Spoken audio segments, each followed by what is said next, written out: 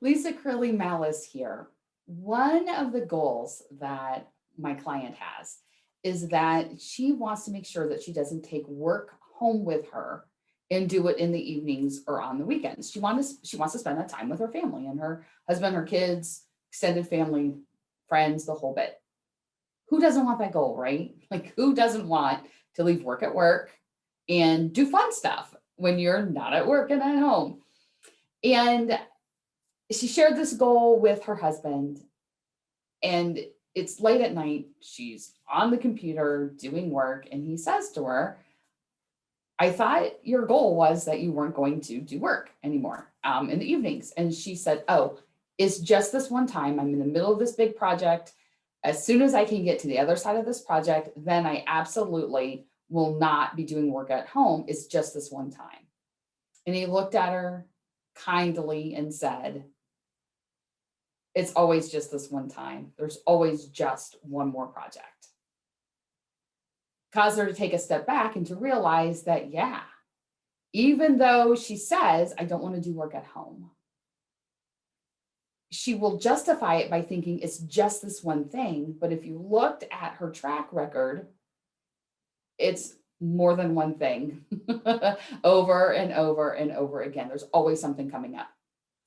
Now, here's the deal. You may feel as if you have too much to do and not enough time. And that's why you're taking work home, even if it's always one more project. But that is not the case. And every client I've ever worked with, even though they felt they had too much to do and not enough time, it was that they weren't using their time effectively. They could get it all done. So we call those productivity bottlenecks. There's something happening from a time management perspective that is prohibiting you from getting everything you want to get done. And this is how, when I work with clients, here's how we bust the bottlenecks. We use the AWE method. A is for awareness. What is it that's keeping you from getting everything done? And if you say, I have too much work to do, you need to dig deeper than that. There's something else there.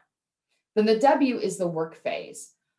What are the strategies that you can implement? The ones that rely on your strengths to help you make easy changes so that you can kick that bottleneck to the curb. And then E is evaluation, making sure that the strategies you implemented to take care of the bottleneck are one, working, two, they didn't inadvertently cause something else to fall apart, and then three, once you dig through one bottleneck, often another one was under the surface that you didn't realize and it pops up. So evaluation helps you figure all of those things out. Awareness, work, and evaluation. It seems so very simple to understand.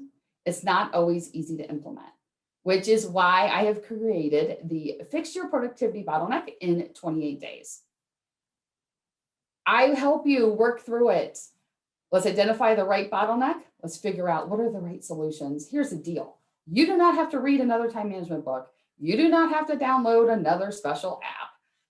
Just uncover the right bottleneck and let me help you figure out what are the right strategies to overcome it. We do that in 28 days, and then you learn the skill so that you're able to implement it over and over and over again, because it isn't just about understanding it, it's about the implementation piece. So for more information about the How to Fix Your Productivity Bottleneck in 28 Days program, go to impactivestrategies.com/fix.